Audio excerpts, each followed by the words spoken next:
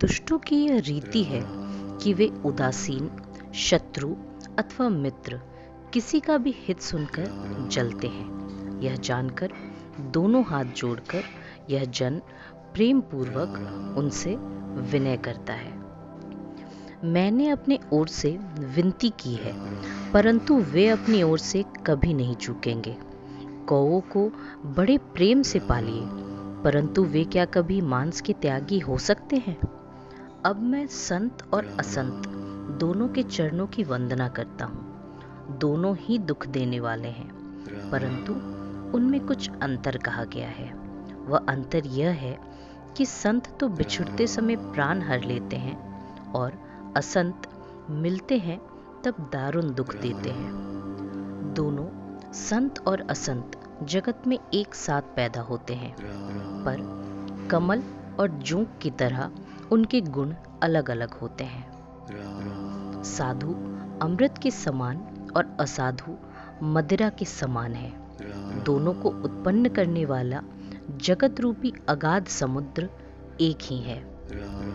भले और बुरे अपनी अपनी करनी के अनुसार सुंदर यश और अपयश की संपत्ति पाते हैं।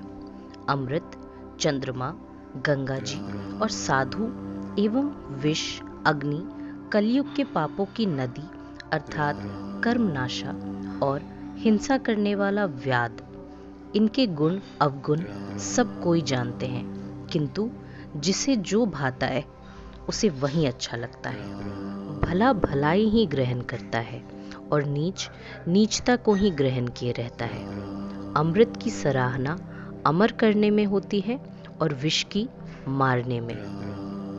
दुष्टों के पापों और अवगुणों की और साधुओं के गुणों की कथाएं दोनों ही अपार और अथाह समुद्र हैं।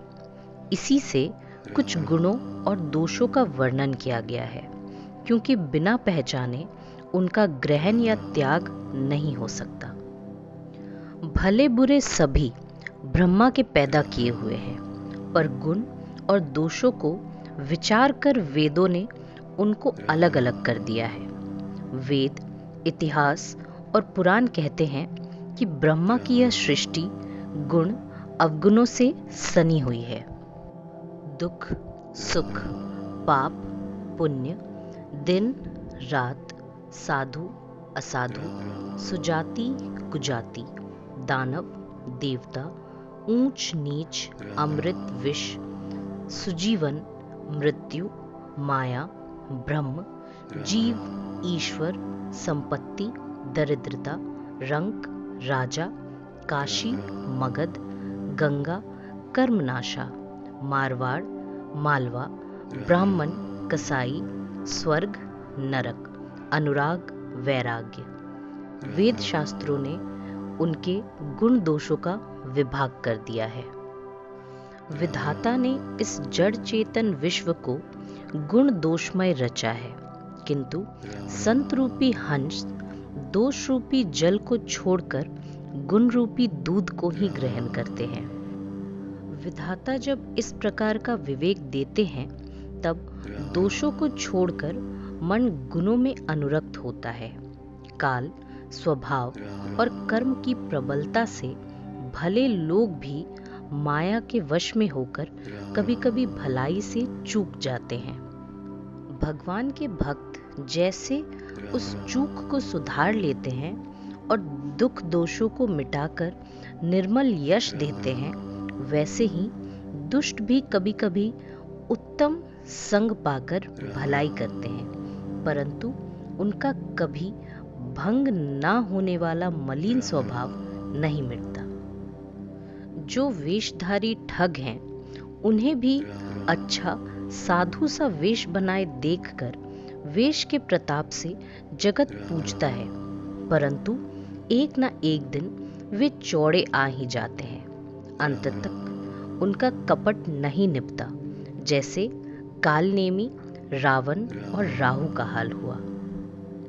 बुरा वेश बना लेने पर भी साधु का सम्मान ही होता है, जैसे जगत में जाम्बवान और हनुमान जी का हुआ। बुरे संग से हानि और अच्छे संग से लाभ होता है। यह बात लोक और वेद में है और सभी लोग इनको जानते हैं। पवन के संग से धूल आकाश पर चढ़ जाती है और वह नीचे जल के संग से कीचड़ में मिल जाती है।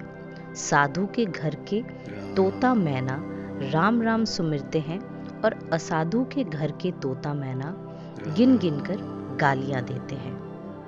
कुसंग के कारण धुआं कालिख कहलाता है, वही धुआं सुसंग से सुंदर स्याही होकर पुराण लिखने के काम में आता है और वही धुआं जल, अग्नि और पवन के संग से बादल होकर जगत को जीवन देने वाला बन जाता है।